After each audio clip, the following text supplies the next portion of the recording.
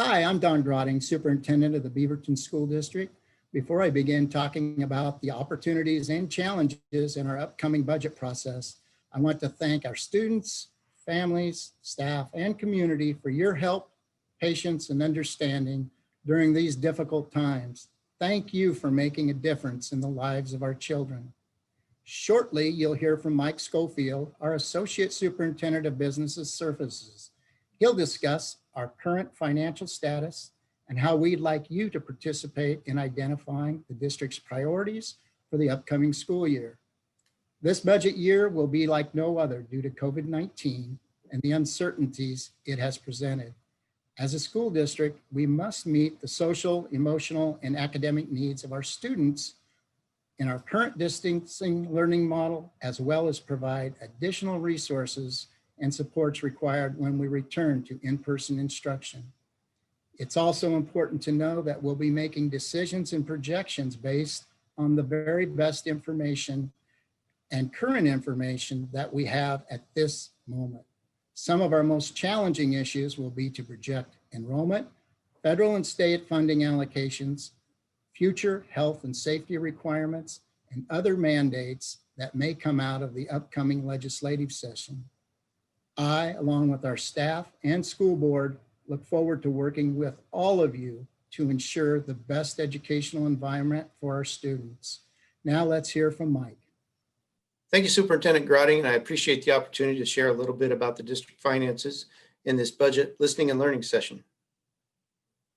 Topics for today include the operational budget, our general fund, student investment account, federal funds, or more specifically, federal stimulus dollars, and we'll provide a way for you to provide input and prioritization.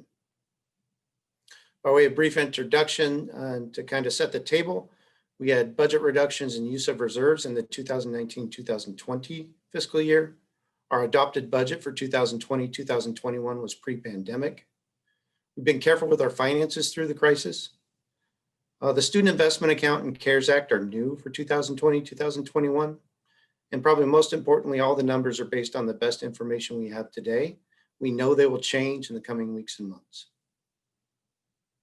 So let's talk about our operational budget. First, this slide deals with district enrollment as of September 30th in each year.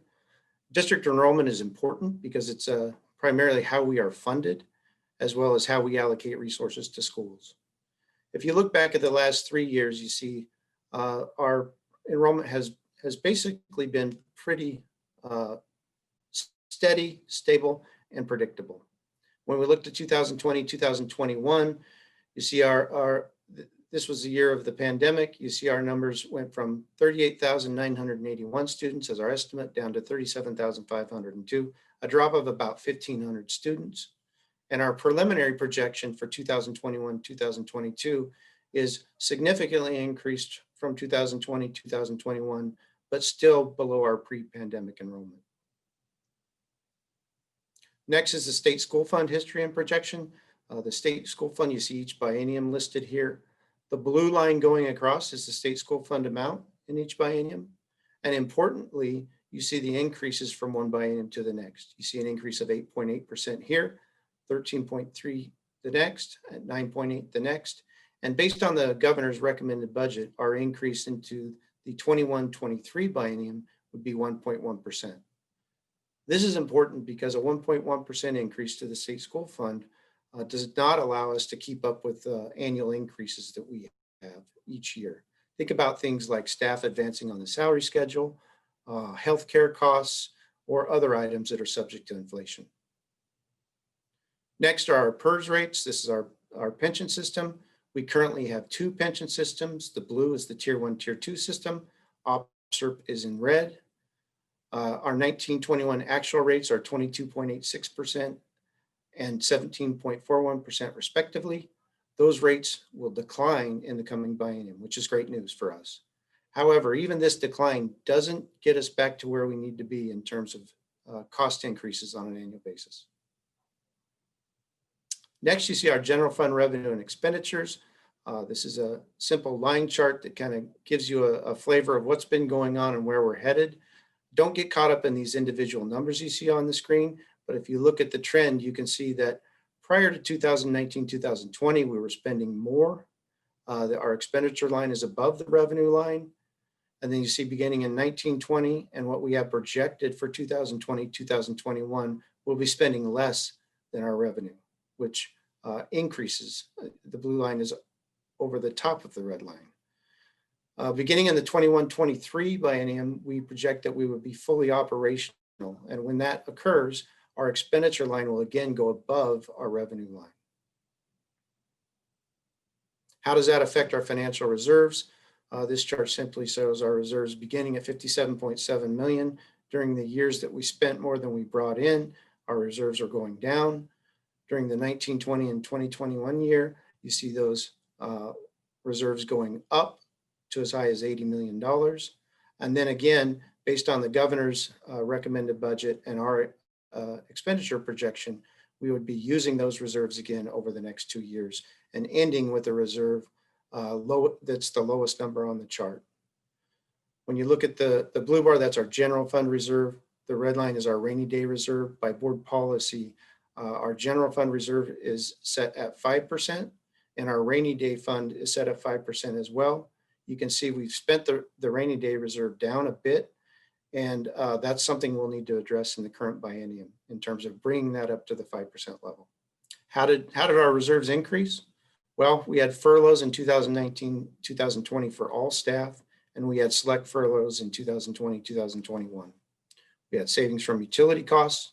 We needed fewer substitutes. We've seen prudent spending by schools and departments.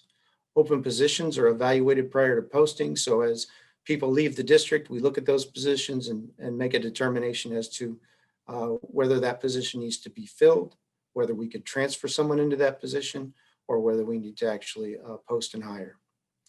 The state school fund also has a stop loss provision due to enrollment loss. So as you saw on the enrollment slide, our enrollment was down about 1,500 students. Our revenue doesn't drop by that amount because the state school fund looks at the higher of our current enrollment or our immediate past year's enrollment. So we are currently funded at our enrollment level for 2019, 2020. In addition to that, we had CARES Act funding, which has offset some of our losses. Next is the student investment account. Our original allocation for the student investment account was $32.2 million in 2020, 2021. Our actual allocation after the pandemic was 10.4 million, about a 2/3 reduction in our amount. And our projected allocation for next year is around $26 million. So while you can see our projection for 21-22 is an increase, it's still below our original allocation we had in 2020, 2021, and will require some prioritization. Here's a sample of a list of some of the items we spent this student investment account dollars on. I don't expect you to look at this list and write anything down. If you go to our district website, you can find some more information on the SIA. But basically, it went into 3 large buckets. The first was equity-based classroom investments, student success teams, and some resources, staff, and funding around equity training. The equity-based classroom investment at K-12 simply means that we plan for lower class sizes at our higher poverty schools. Federal funds, CARES Act and future federal funds. Our CARES Act provided just over $5 million. Those funds are primarily used for student investment account shortfall. Again, you saw the 10.4 million that we were allocated. We're spending closer to 16 million. So part of that money went to that. The rest will be picked up in our general fund. And we've also used those dollars for connectivity during comprehensive distance learning. We know a second round of federal stimulus is coming. We have not received an amount or an allocation specifically for Beaverton School District, but we estimate that could be around $18 million. These are one-time funds, and we need to be careful to match those with student needs and safe reopening costs. From a timeline perspective, what we're doing now is gathering input from our community and staff around our priorities. We're reviewing our staffing allocations. We're identifying funding needs for safe reopening, and we're developing funding based on student needs. In February, we'll review all central budgets. We'll make final SIA adjustments, And also look for the co-chair's budget framework to come out in February. That'll be our next indication of what the state school fund might be for the 21-23 biennium. In March, we'll receive our final enrollment estimate. We'll also meet with the budget committee to do a budget 101 to give them the lay of the land of our enrollment, our demographics, and kind of how we put the budget together. We'll present the proposed budget in May, and the budget will be adopted in June. Input and prioritization. We anticipate significant student needs as we return to school and build our budget for the next school year. We need input on priorities using available resources from our general fund, the student investment account, and additional federal stimulus monies. We'll use staff and community input and the district's equity lens to help determine budget priorities for the next school year. Our equity lens, this is a gentle reminder, it's essentially 4 questions. Whose voice is and isn't represented in this decision? Who does this decision benefit or burden? Is this decision in alignment with our equity policy? And does this decision close or widen the access, opportunity, and expectation gaps? The web address at the bottom of the page here is where you can go to go through an exercise to help us with some prioritization. It also has an area where you can ask additional questions, come up with priorities that you think we ought to consider, and provide any other thoughts you might have. I appreciate your time and feedback, and look forward to speaking with you again.